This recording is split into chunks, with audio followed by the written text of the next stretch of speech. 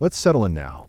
Let the quiet reach through your room, soft as dust in morning light. The day is done, and there is nothing more you need to do. No more tasks, no more screens, no more noise. Just this slow breath, and then another. Feel the shoulders drop, the jaw unclench. Let your hands rest where they are. Close your eyes, if you like, or let them wander lazily across the ceiling. Now gently, slowly we drift. We drift not to dreams, but to the threshold of history. A time long gone, yet not entirely unfamiliar. Drift with me back to the heart of an empire where stone roads stretch beneath bronze sandals and clay rooftops soak in the Roman sun. There are voices in the air, faint, lilting Latin phrases, tradesmen shouting softly from beneath awnings, children chasing one another past frescoed walls.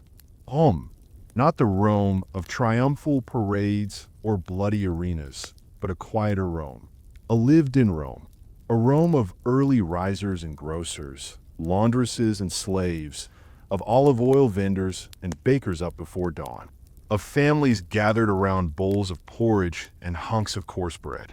We are not here for spectacle. No thundering of legions tonight. Instead, we are drawn to the shadows of stone columns, to the private corners of public life, to the most human of places, the toilet. But let's say it softly, for the word carries with it such harshness, such blunt modernity.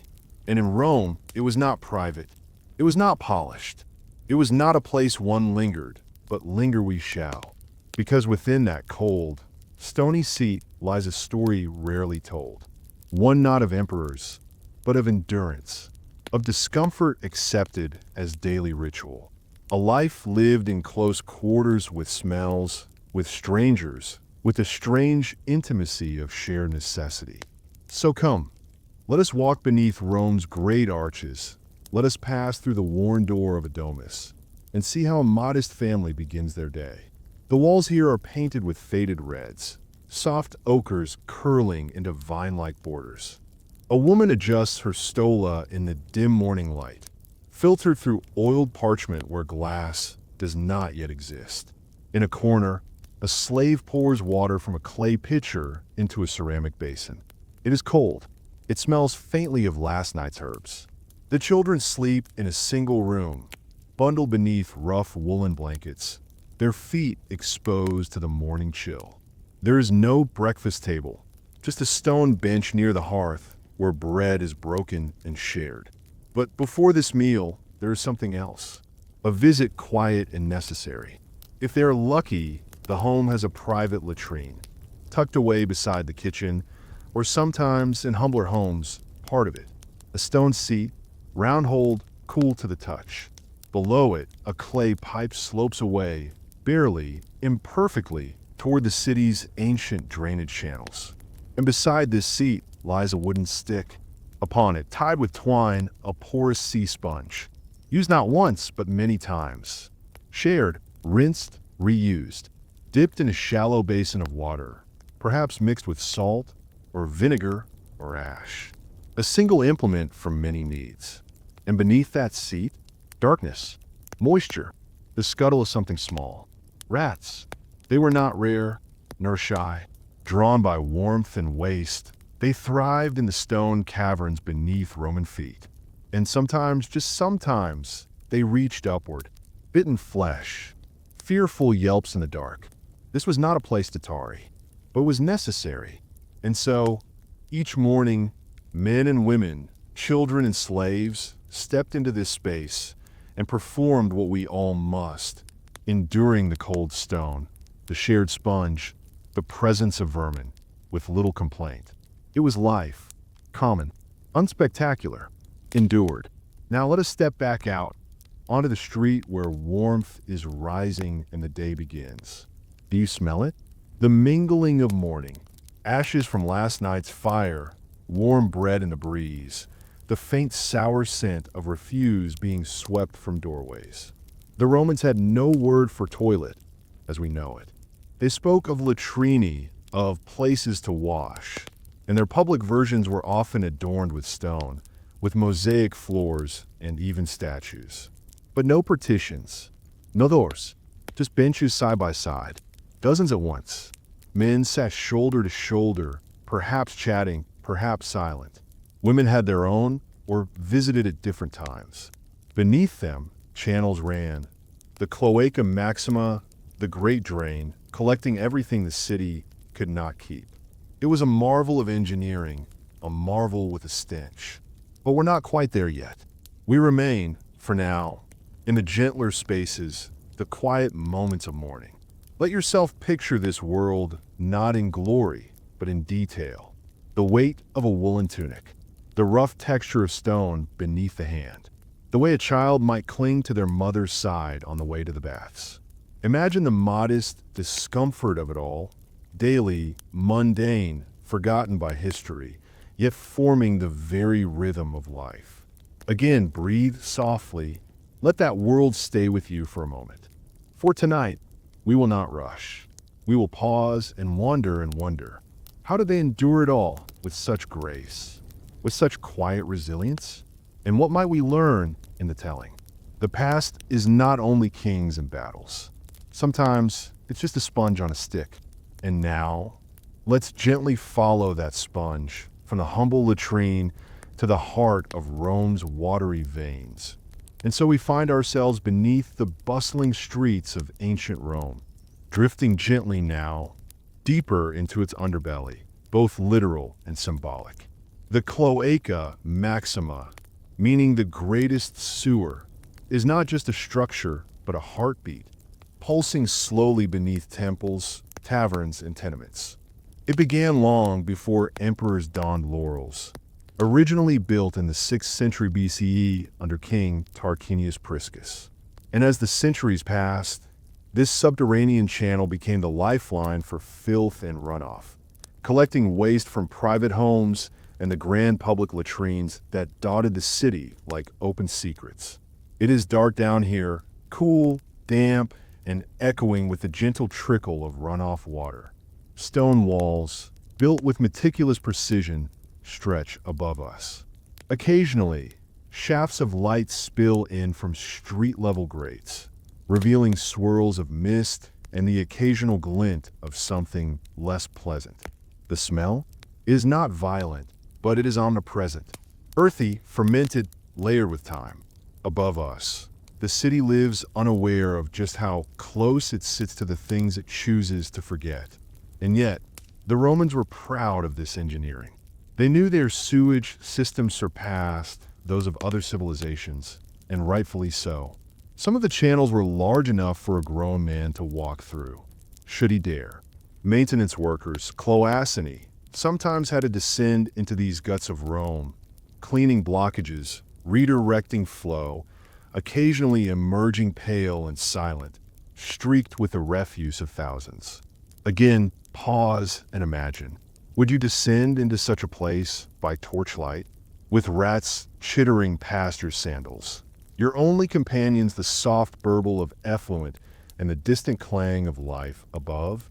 Yet someone had to do it, and above ground, the latrines kept flowing.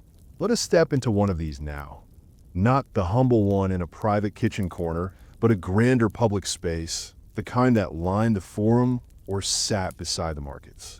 The entrance is shaded, columns marking the threshold.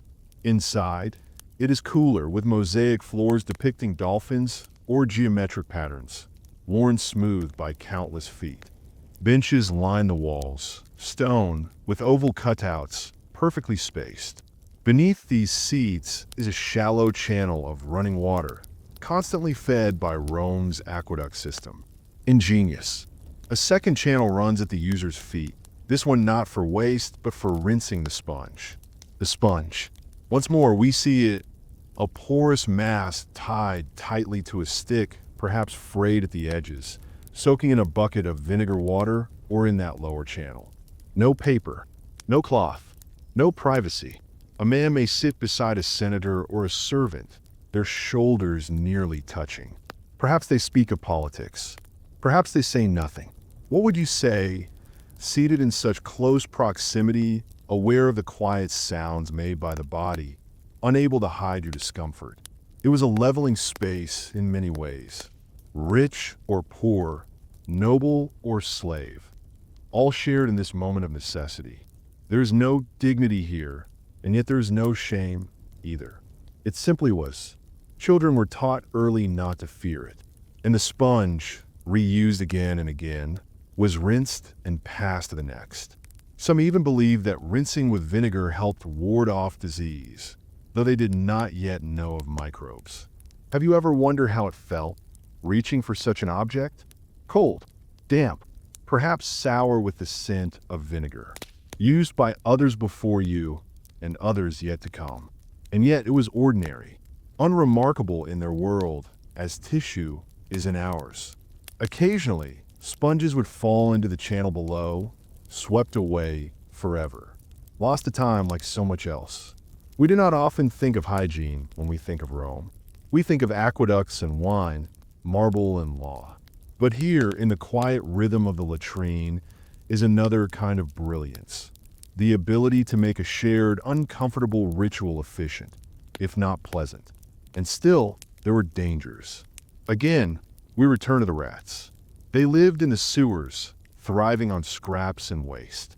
And though rare, there were reports, stories whispered among the populace, of small creatures leaping upward, biting those who lingered too long.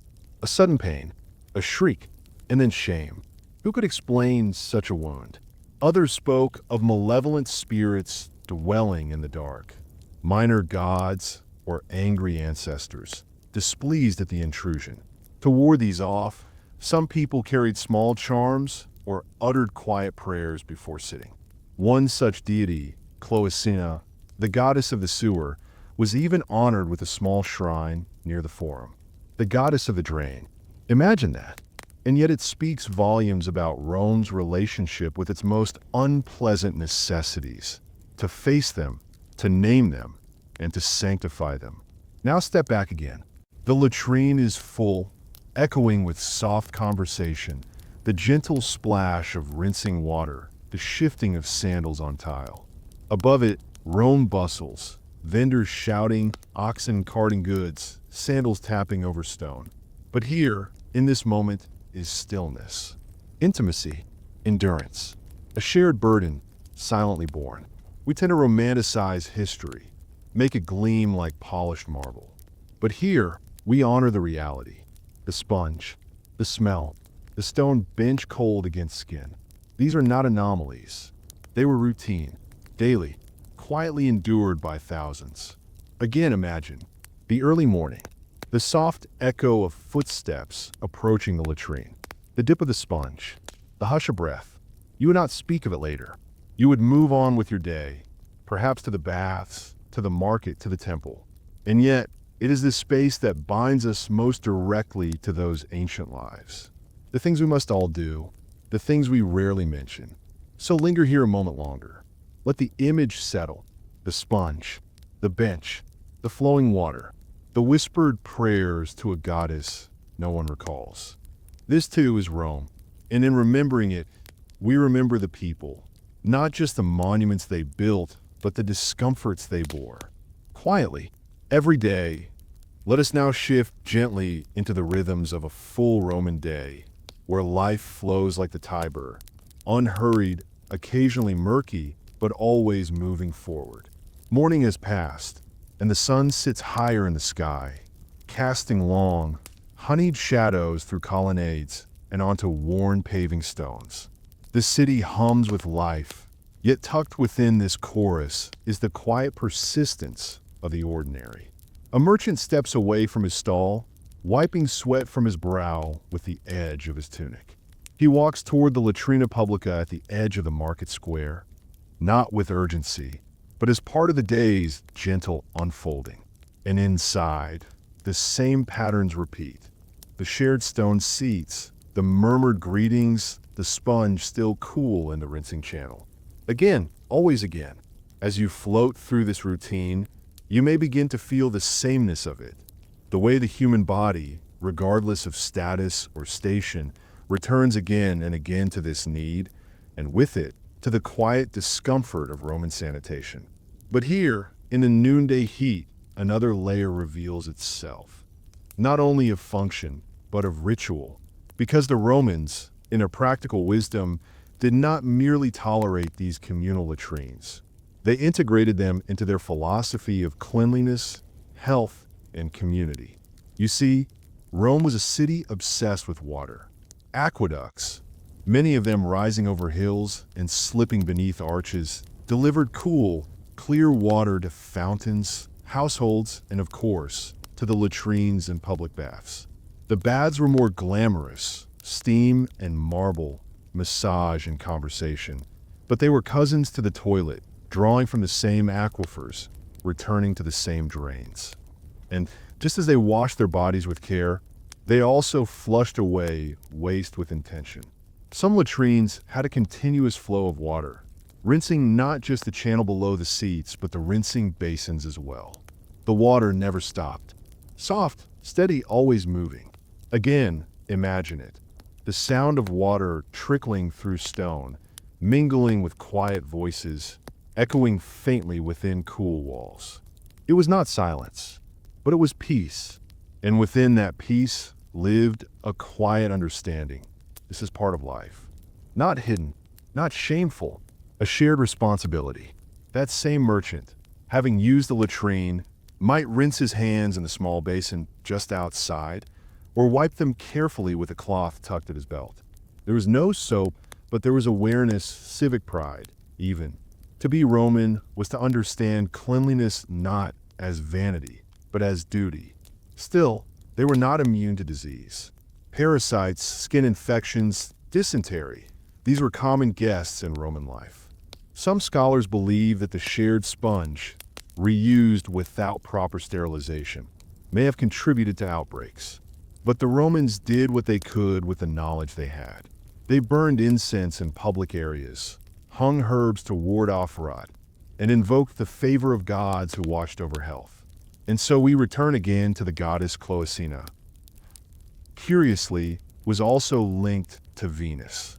Love and sewage, inseparably bound. It seems absurd, perhaps, until you consider the truth. All things human, even the messiest, are worthy of reverence. In this way, Roman toilets were not only practical, they were sacred spaces in their own quiet, unassuming way. Now walk with me down another street, just a little narrower, into the Subura, the dense, teeming district of Rome's working poor. Here, buildings lean in close, shadows stretch longer, and the scent of fish and sweat clings to the air. Latrines here are smaller, more worn, sometimes nothing more than a single seat tucked behind a curtain. These are not the polished benches of the Forum. These are rough, chipped, often unclean. And yet, they're used just the same. People must go somewhere, and in the Subura, they go where they can. Sometimes, when lines grow long or filth grows unbearable, chamber pots are emptied into alleyways. A cry of warning, guard low, in the later centuries, or in Latin, cave lodium, and the contents fall to the street below. The gutters overflow. The flies come. Still, life moves forward. Mothers clean their children with rags dipped in vinegar. Fathers rinse their feet in cracked bowls of reused bathwater. A girl lifts her skirt and squats in a hidden corner, her eyes wary, her posture resigned. These are not scenes painted on villa walls. These are not lives recorded in marble, but they are real, and they remind us that discomfort is not new, nor is resilience. So again, we remember the sponge, now perhaps more rag than tool, tied with a frayed string, dipped and reused in dim light. It stings, perhaps, or smells, or both, but it works, and so it remains. The city's sewer system continues its endless journey below, quietly pulling the day's filth into the earth. And above it, Rome breathes. The same breath we take. Inhale and let it go. You may wonder, as the day begins to dim, how such a place functioned without modern medicine, without antiseptic, without privacy. And yet, it did. It thrived, because Romans accepted what they could not change and built systems to soften the burden. They shared the sponge. They prayed to their gods. They flushed with aqueduct water. They bore the indignities of digestion and waste with a practical grace, rarely spoken but deeply understood. And in doing so, they built a city that pulsed with life at every level, even the lowest, even the dirtiest. This is the heart of the forgotten misery of ancient Roman toilets. Not their squalor, but their ubiquity. The sheer ordinariness of it all. The daily, unremarkable surrender to discomfort. And so, as the sun sinks lower and the lanterns are lit, let us hold this image for a moment longer. The quiet splash of rinsing water, the rough stone beneath the thighs, the murmured prayers to Cloacina, the sponge passed hand to hand through generations. A ritual older than empire, one shared by all, yet remembered by none. Until now, as the soft hush of twilight settles over Rome, shadows lengthen across cobblestones and the air cools, tinged faintly with the scent of olive oil, charcoal smoke, and the ever-present musk of humanity. Lanterns begin to glow behind linen-covered windows, and in the open courtyards of tenement blocks, insulely, families settle into the lull of evening. Yet even now, even as the city seems to breathe more slowly, the body maintains its rhythms. Someone, somewhere, excuses themselves with the same quiet resignation as generations before and steps into the dim, familiar space of the communal latrine. By oil lamp or flickering torch, they lower themselves onto the smooth, time-worn stone seat and reach for the ever-present sponge. There is no novelty in the act, no revulsion, no hesitation, just the enduring cycle of necessity, woven so deeply into the fabric of Roman life that to question it would be like questioning bread or breath. Again, picture it. The subtle scrape of sandals across dusty tile, the gurgle of water flowing beneath the bench, the cool dampness of the sponge, its scent faintly acidic from soaking in vinegar or salt water. Now, as darkness deepens, let us pause in this moment of stillness to explore what lies beneath. Not just the engineering of the cloaca maxima, but the invisible knowledge that allowed such systems to exist at all. For the Romans, sanitation was not an isolated concept. It was a thread in the greater tapestry of salus, health, safety, and divine favor. Public latrines were often placed near forums, bathhouses, or marketplaces, and inscriptions on nearby walls sometimes warned users to keep the area clean or respect the space as they would a temple. The notion of hygiene was both practical and sacred, though primitive by modern standards. They understood, intuitively if not scientifically, that flowing water brought wellness and stagnation bred disease. But they also believed, just as deeply, that the gods watched even over the humble latrine. To desecrate such a place, to leave it filthy or misused, was to risk spiritual contamination as well. And so, as night falls and the stars emerge one by one above the rooftops, we imagine a man, a baker perhaps, murmuring a small prayer before using the latrine. Not for safety, not even for comfort, but for balance, for order, for the unbroken rhythm of a city that never truly sleeps. And then there were the builders, the quiet engineers of empire. These men, skilled in the ancient crafts of stone and aqueduct, designed each public toilet with careful precision, ensuring a slope in the waste channel, a gentle grade for the water to flow, a system of access points for maintenance and repair. They worked not for glory, but for function, laboring in silence beneath temples and plazas to ensure that the latrines above would continue to serve. Have you ever wondered about them? These nameless men who carved the sewer stones, who shaped the conduits, who crouched in the half-light to chisel openings in the granite. Their legacy does not rest in marble statues or heroic poetry, but in the whisper of water beneath your feet, in the still lingering scent of earth and damp beneath the city. Their work endures. Some Roman sewers still flow, nearly untouched, beneath the ruins and roads of modern Italy. And above, life carries on. In the nighttime taverns, citizens drink watered wine and share laughter beneath fig trees. In private homes, oil lamps flicker beside beds stuffed with straw and feathers.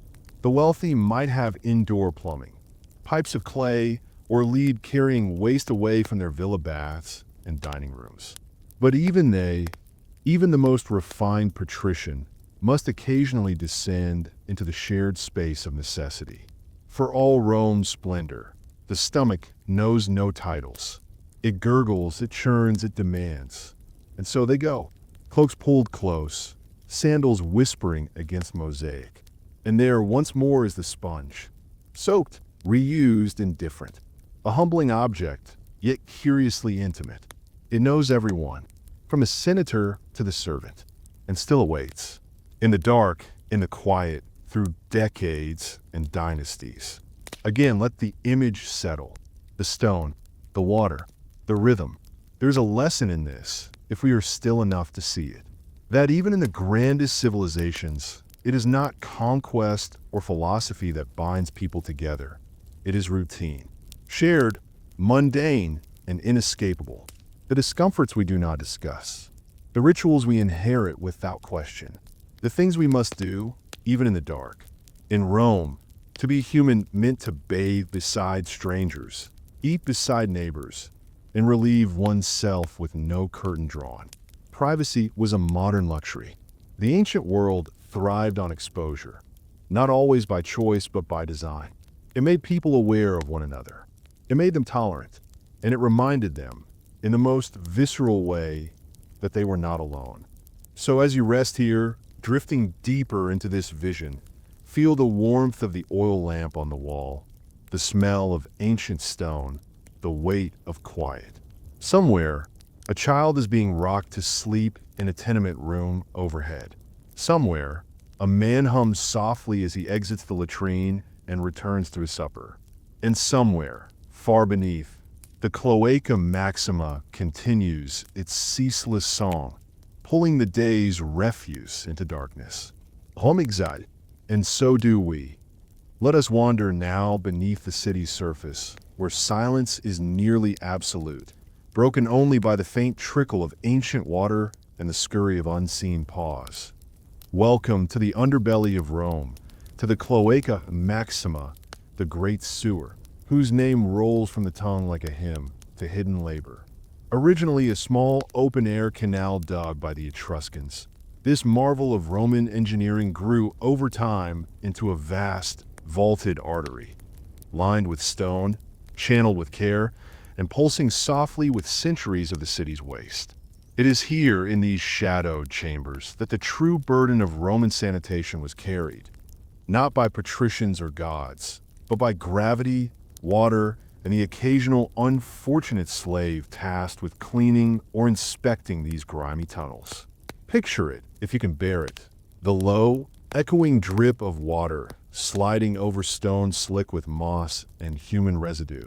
The tight passageways, some no taller than a crouch, others looming high enough to vanish in darkness above. The stench, ancient and unrelenting, mixed with mildew and the faint aroma of lime. And beneath your feet, or perhaps above, depending on the level, a procession of rats. Not the shy, fleeting creatures we glimpse in alleyways, but bold, damp-furred beasts fattened on scraps, droppings, and decay. The Romans rarely mentioned them, perhaps because rats were too familiar to warrant surprise. They were not enemies, merely occupants. They thrived in the warmth of the sewer system, slipping easily through cracks in the latrine seats above, sometimes brushing ankles or nesting in the stone crevices just beyond torchlight. Have you ever felt that invisible presence in the dark? That unshakable sense that something else shares the room? For many Romans, that sensation was a daily truth, especially in the latrina.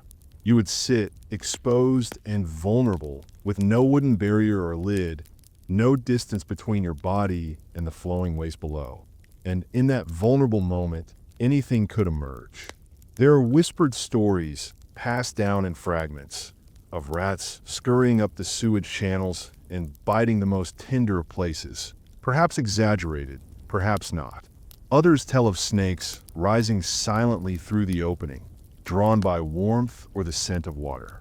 In fact, Pliny the Elder, that tireless chronicler of Roman natural science, wrote in his natural history of creatures found in unlikely places, including homes and water systems.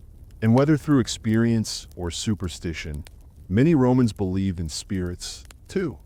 Restless souls of the drowned or the shamed, lingering in the darkness of the sewers, unseen but sensed.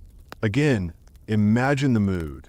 You lower yourself onto a stone bench, cold against your skin, and beneath you lies not silence, but a void. The sound of your own breathing, mingled with the wet murmur of flow. And there's always a chance, just a whisper of one, that something might move.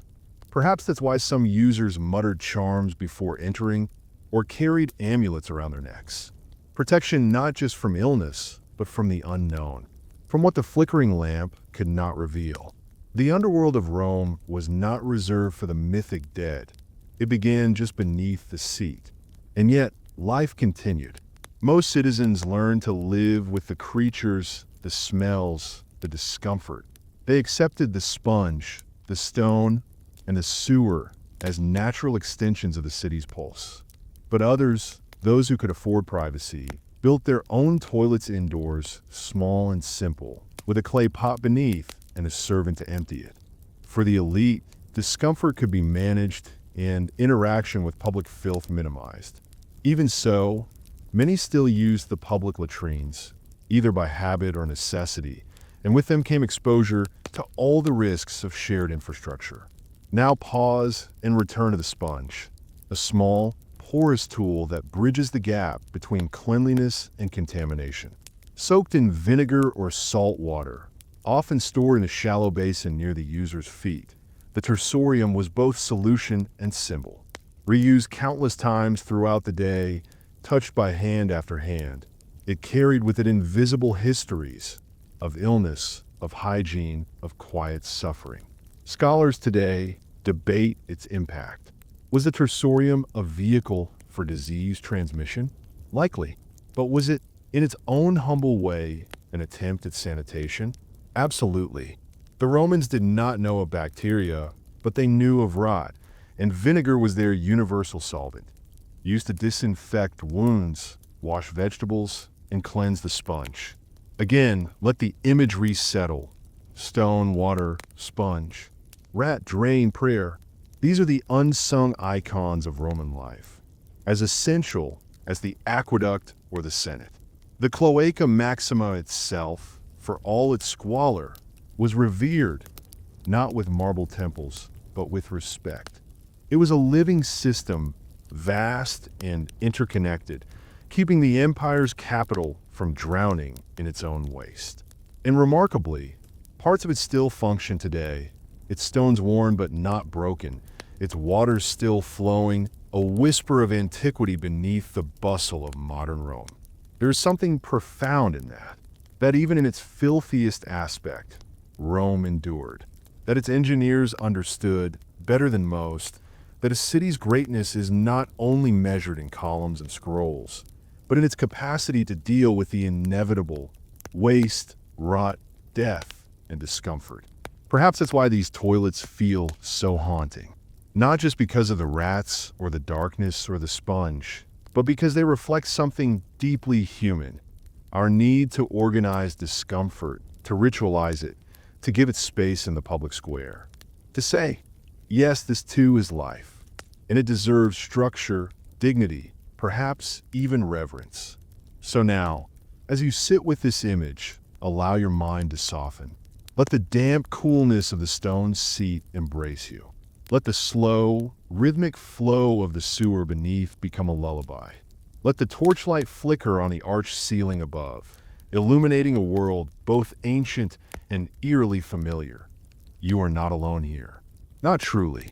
You share this space with thousands, millions of souls, long gone but once just as human, just as vulnerable, just as weary. They sat here too. They whispered their prayers. They flinched at the rat. They held the sponge. and they moved on. Let your breathing slow now, as we rise gently from the dark chambers of the Cloaca Maxima and return once more to the soft hum of Roman street life. A place where clay rooftops catch the fading sun and the scent of garum. That pungent fermented fish sauce floats lightly on the evening air. The streets are growing quieter, but the city is not yet asleep. Somewhere nearby, a young woman is lighting the final taper in a shrine to her household gods, the Laras and Penates, whose statues watch silently over every meal and every moment of domestic ritual, even those as mundane as using the toilet. Yes, even in the most intimate or unspeakable corners of life, the divine was not far away. And here, in the fading light of the Inslee tenement houses, we see a peculiar but telling detail. Carved above some doorways to public or semi-public toilets, a warning or a plea, etched into stone or painted in fading ochre. Cave canem, beware of dog, or perhaps more directly, non-cacar hic, do not defecate here. For the problem of human waste extended beyond the latrines themselves. Many poor Romans, unable or unwilling to make the walk to a communal facility, simply relieved themselves in stairwells, alleys, or jars emptied later into the street. It was so common that urban regulations and the complaints of writers like Juvenal often referred to the nightly toss of chamber pots as a danger to be avoided, especially on dim streets where shadows hid the airborne contents of someone's full urina pot. And so the toilets, flawed as they were, stood as both symbol and solution. Flawed? Yes, but better than the alternative. Again, picture the balance. A city where marble gleamed, where philosophers debated the nature of the soul, and yet where stepping outside at the wrong hour meant risking a surprise from above. It's humorous, in a way, but also deeply human, because while Roman toilets lacked the comforts we expect, no flushing mechanisms as we know them, no partitions, no scented soaps, they were nonetheless the beginning of something grand, the idea that public health mattered. That shared spaces required shared responsibility. That civilization meant, in part, managing filth. It wasn't always successful. Diseases ran rampant. Parasites, like roundworms and whipworms, flourished in the soil. And medical writers like Galen often struggled to describe the causes of chronic illnesses that we now suspect were linked to contaminated water and poor sanitation. Yet the intention was there. The striving, the planning, the rituals of cleaning and construction that marked a society attempting, however imperfectly, to civilize its most uncomfortable truths. There is something touching about that. The sponge, rinsed again and again, carried a kind of dignity. The water, constantly flowing beneath the bench, offered an echo of purity. Even the layout of the latrines, benches built in a U-shape or long rows, invited conversation. Yes, conversation. We might find it unthinkable today, but in ancient Rome, relieving oneself was often a social activity. Inscriptions, graffiti, and literary accounts tell of people chatting, even debating, while seated side by side on the stone. A place for reflection, yes, but also for gossip, for community. Have you ever imagined talking philosophy while tending to nature's call? For some Romans, it was perfectly ordinary. In fact, certain latrines were built adjoining bathhouses, and the transition from steam room to sponge was as seamless as any other ritual of cleanliness. Again, let this settle. A space where strangers sat without barriers, where business might be discussed, where children might accompany their parents, learning without shame. We tend to romanticize Roman baths with their mosaics and columns, but the toilet was part of that same ecosystem. Warm water, running channels, stone seats. The same hands that applied perfumed oils or red Ovid also reached for the sponge. There was no division. Clean and unclean were fluid states, managed with water, ritual, and resignation. And what of the maintenance? Who kept these spaces from decay? Who cleaned the sponge basins, swept the stones, cleared the drains when they clogged with hair and waste and time. That task fell to the lowest laborers, slaves in most cases, whose names history does not record. But their work mattered, perhaps more than all the orders and generals. Because without them, the system collapsed. Without them, the sewers backed up, the streets flooded, the city choked on its own waste. And so, in our quiet tribute tonight, let us remember not just the engineers who designed, but the workers who endured. The ones who entered the sewer when no one else dared. The ones who cleaned what no one wanted to see. Their lives were harsh, likely short. But in every latrine that did not overflow, in every sponge that remained soaked and clean enough to reuse, their hands left a mark. This was Rome too. Not only marble and might, but service and suffering. Not only temples, but toilets. As your breath softens and your eyelids grow heavy, allow this thought to comfort you. Even in the darkest, most odor-filled corners of the past, there was intention. There was effort. There was a shared understanding that some things, though uncomfortable, bind us all. Hunger, thirst, fear, and the quiet, daily return to the latrine. It was there every day like sunrise, a pause in the rhythm of life, a moment of vulnerability, reflection, and release. No empire could exist without it. And so, the next time you flush, remember, beneath you once lay the Cloaca Maxima, silent and deep, cradling the refuse of the ancients.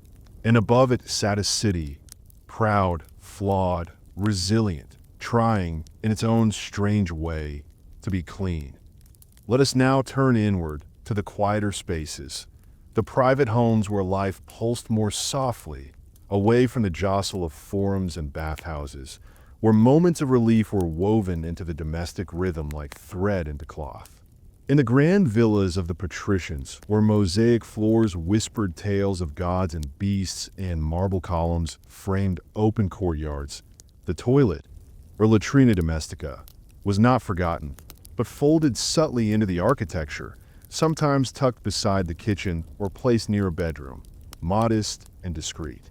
It would often be a simple stone or wooden seat built over a clay pot or channel, its modesty betraying the wealth of its owner. For the elite, this arrangement offered privacy and control. No sponge shared with the masses, no need to walk to a communal latrine. And yet, it was still cleaned by others, house slaves or stewards, whose tasks, though essential, went unspoken at banquets or salons. These private toilets were not always plumbed into the sewer system, either. Many were emptied manually, carried out in the quiet of night, and dumped into cesspits or channels leading, eventually, to the wider cloacal system. This labor, silent, repetitive, necessary, formed an invisible backbone of Roman hygiene. And in humbler homes, such as the cramped insulae where the working poor lived, the arrangement was far more primitive. Many tenants lacked any dedicated latrine, instead relying on shared facilities in the courtyard or resorting to chamber pots, emptied into the street under cover of darkness. Imagine the sounds of that night. The quiet splash from a window above, the muttered curses of a passerby caught unaware, the slow trickle of runoff finding its way into the gutter. These nightly rituals were not just accepted, but expected, and they formed part of the city's living rhythm, pulsing with the same inevitability as market chatter or temple bells. Again, we are reminded that the grand image of Rome, the statues, the Senate, the triumphal arches, rested on top of daily realities filled with smell, effort, and improvisation. And yet, there was thought even here. Some Romans, aware of the dangers of open waste, sought small measures of dignity. They covered pots with lids. They used cloth to line seats. They hung herbs nearby, bay, rosemary, myrtle to counteract odor. Small acts of beauty layered over necessity.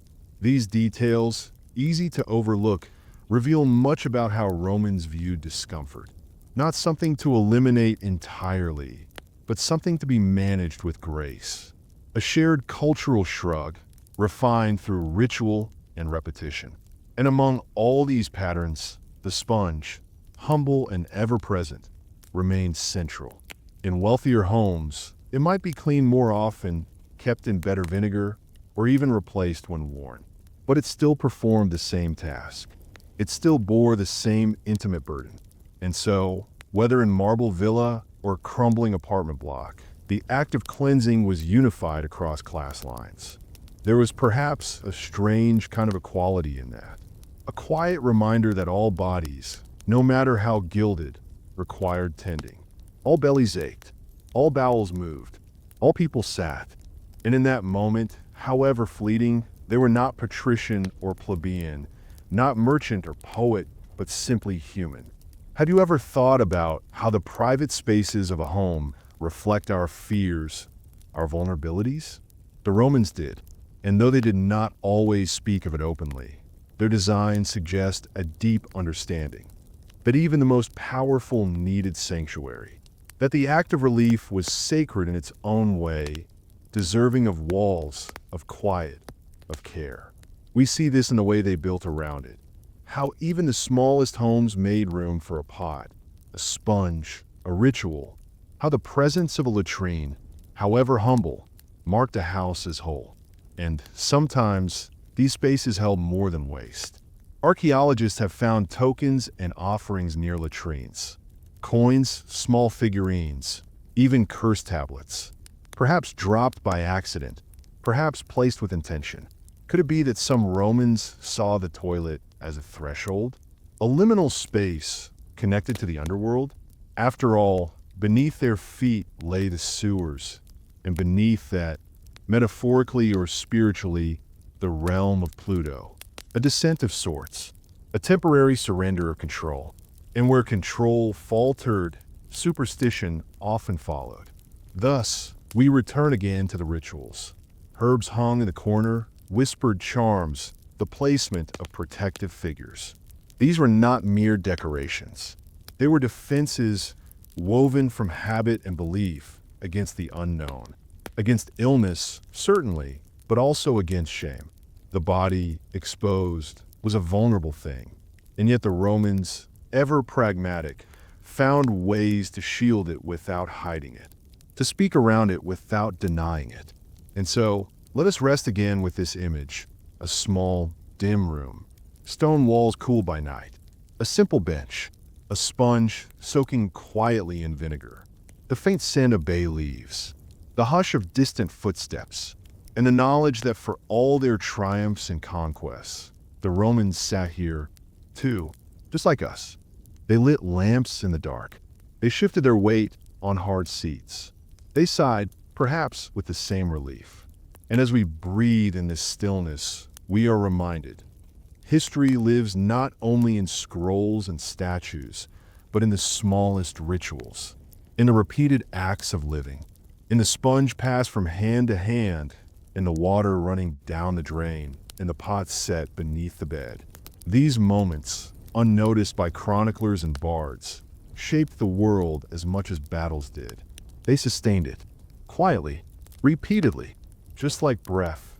Now let your thoughts drift once more, not upward into palaces or temples, but downward into the dark, winding arteries beneath Rome itself.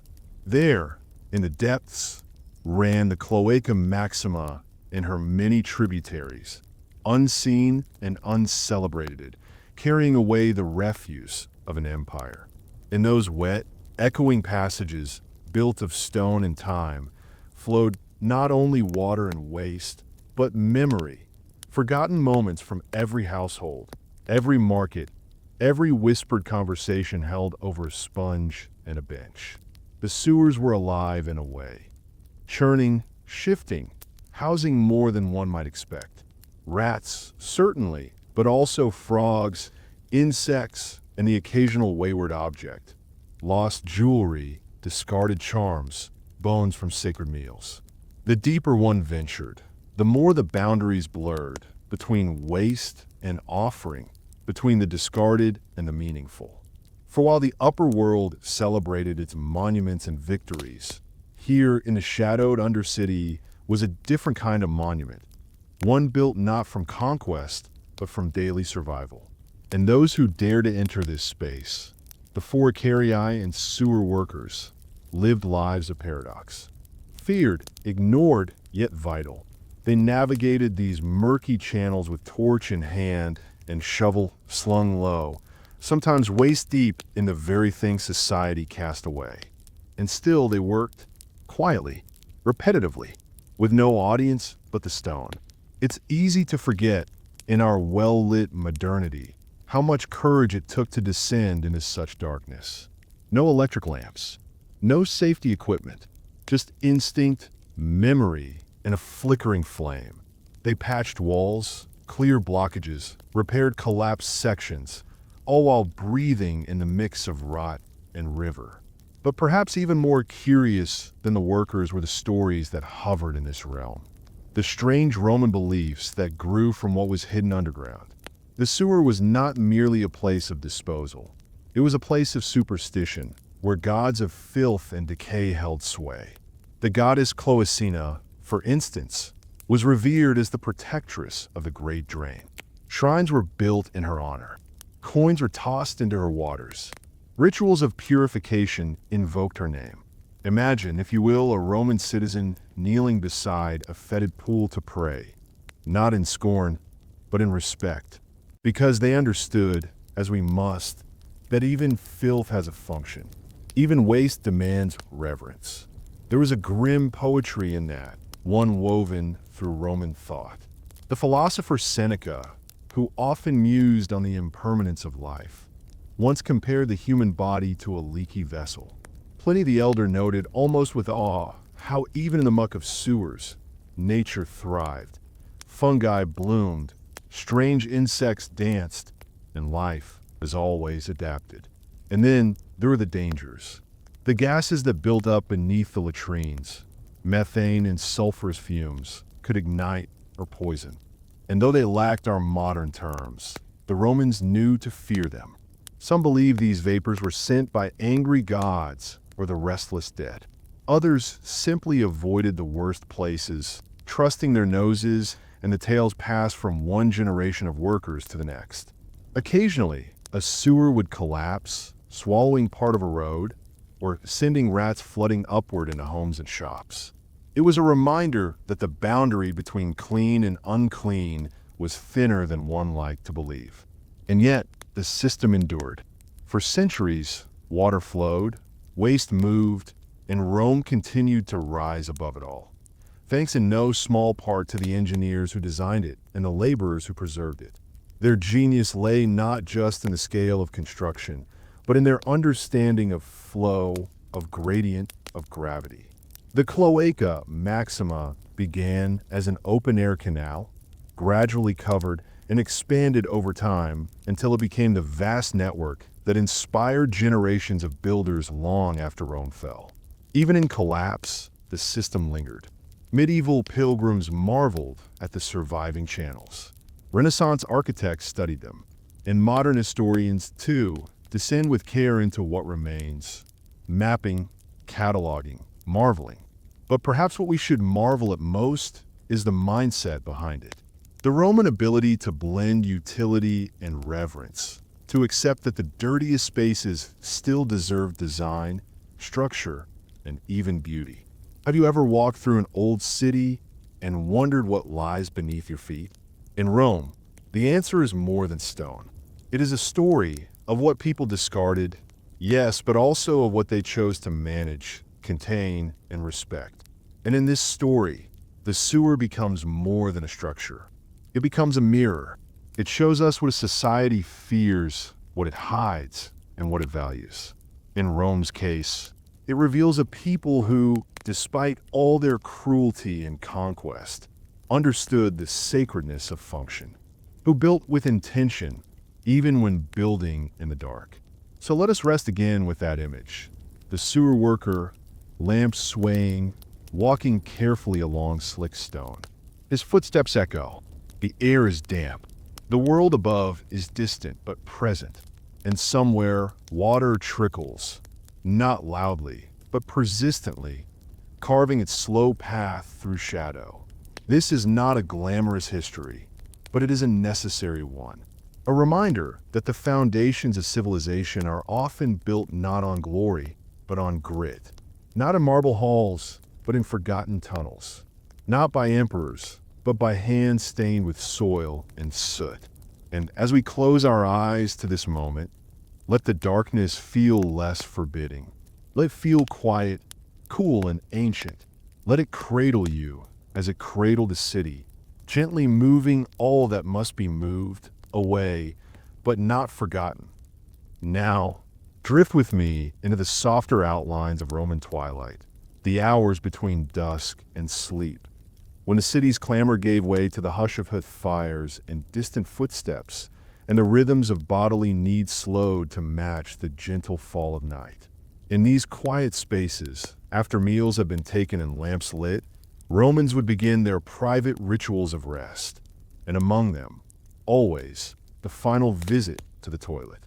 In villas and insulae alike, it was a simple, necessary pause, one last interaction with the familiar seat or pot or shared bench, before turning in for the night. And though darkness cloaked the act, it was ever accompanied by routine, the dipping of the sponge in a vinegar or salted water, the careful placement of a lid over the pot, the muffled sound of waste emptied into alley gutters or clay cisterns. These acts, small though they were, held a peculiar dignity. Like folding linens or smoothing sheets, they marked the end of a day's journey through the body. And as Romans readied themselves for slumber, they often did so with an awareness of what lay beneath them, especially in crowded tenements, where multiple families might live atop one another, with chamber pots stacked in corners or latrines shared between floors. There was a constant, quiet anxiety about it, about odors rising, about sounds echoing through thin walls, about vermin emerging in the night. And so, there was an instinct to protect. A pot might be tucked tightly with cloth. A shutter might be drawn fast. A floor swept to discourage unwanted visitors from below. Even in rest, there was vigilance. And yet, there was also tenderness. Roman bedrooms, whether grand or sparse, often included little touches. A bunch of lavender or dried hyssop, a lamp with a carved dolphin, a painted wall showing pastoral calm or mythic embrace. These details were not separate from the latrine experience, but part of the same instinct, to create harmony where discomfort loomed, to soften the roughness of the body's truth with touches of story and scent. And in these moments, many Romans prayed, not loudly, not with flourish, but in whispers. They thanked household spirits, the Laras and Penates, guardians of hearth and pantry, and sometimes even asked for relief from stomach troubles or the protection of bowels through the night. Have you ever done that? Whispered into darkness for peace, for stillness, for ease within your own body. They did. And in that whisper, they were not ancient. They were simply human, just like you. Again, picture this. A dim room cooled by evening. A low flame flickering in an oil lamp. The soft creak of wood as someone rises quietly, tiptoeing toward the corner pot or out to the shared stairwell. The distant murmur of another doing the same. The world slows. Breath deepens. Shadows stretch along painted walls. In this hour, the entire city becomes a place of release, of waste, yes, but also of tension, of a day's burdens falling away. It is not unlike our own world. Even now, in modern cities, the end of day often brings that same rhythm. One last drink of water, one last sigh, one last trip to the bathroom before retreating to the quiet of blankets and dreams. Time has passed, but the need remains. And in Rome, that need was so persistent, so universal, that it shaped their very language. The word necessarium, meaning necessity, was one term for a latrine, as if to say, this is not luxury, this is not desire, this is need. Pure, simple, essential. And with that naming came acceptance. No shame, just understanding. So when a guest arrived in a home, and asked quietly for the necessarium. It was no insult. It was a shared agreement. We all require this. We all participate in this cycle. And so, night after night, Romans visited their humble seats, wiped with their sponge, whispered to their gods, and let go of food, of thought, of control. Then they returned to their beds, to linen sheets or straw-stuffed mattresses, to lullabies or stories, or the soft warmth of a partner beside them. And beneath it all, beneath floor and stone and street, the sewers continued to flow, carrying away the proof of their humanity, so that the morning might begin clean. This eternal rhythm, the act, the sponge, the sigh, was as Roman as the aqueduct or the amphitheater. It required no inscription, no statue, no scroll. It was written in routine, and through that quiet consistency, it endured. Even today, archaeologists discover the outlines of old latrines and the foundations of homes long collapsed, and by mapping them, they begin to see not just structures, but stories. Who lived there? How they lived? What they chose to carry away. And so, as you rest now, as your own breath slows and the weight of the day drifts gently from your shoulders, remember, those Romans, so far removed in time, ended their nights just like this, with a final act of care, a moment of letting go, a hope for comfort in the hours ahead. And in that shared ritual, across stone and century, we meet them once more to oh now. Dear listener, we come to the end, not of Rome's story, nor even of her toilets, which still whisper beneath her soil, but of our quiet wandering together through these shadowed corridors of daily, bodily life. Let your mind rest gently on all we have seen. The stone benches smoothed by generations of use, the vinegar-soaked sponges shared without a second thought, the groaning flow of the Cloaca Maxima as it winds its hidden way to the Tiber. We've walked with emperors and beggars alike, sat beside the tired hands of laborers and the perfumed fingertips of patrician wives, each in their own moment of pause, of release, of relief.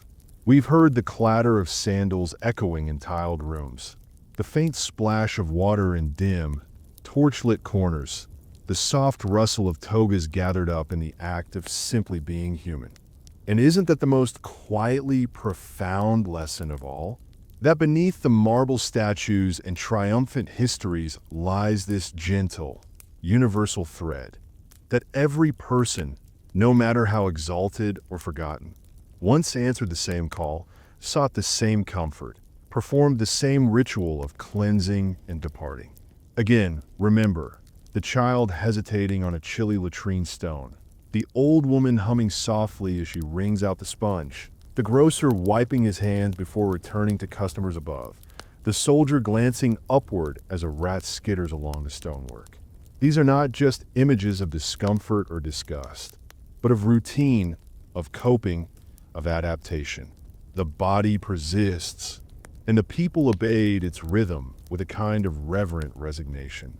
It humbles us, doesn't it, to know that in our distant, glowing bathrooms, with polished chrome and scented soap, we are still performing an act as old as empire, as steady as the rising of the moon. Perhaps, when you next flick on a light or draw a curtain, you will think of that Roman night, of the oil lamp, of the sponge on its stick, of the shared silence as a city quietly exhaled its burdens. The Romans knew, in ways both primitive and profound, that to manage waste was to manage life itself. Their toilets, though imperfect and often uncomfortable, were triumphs of order in the midst of chaos. And the systems they built, of stone, of water, of labor, echo still beneath our own. The aqueduct flows in the faucet, the latrine lives in the plumbing, the sponge whispers in the folded tissue.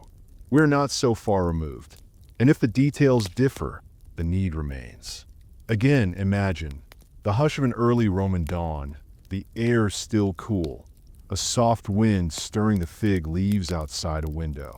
A young woman rises, walks to her household pot, lifts the lid, performs the motion she has done 100 times before. She does not rush. She does not resist. She accepts. She cleans. She sets it aside.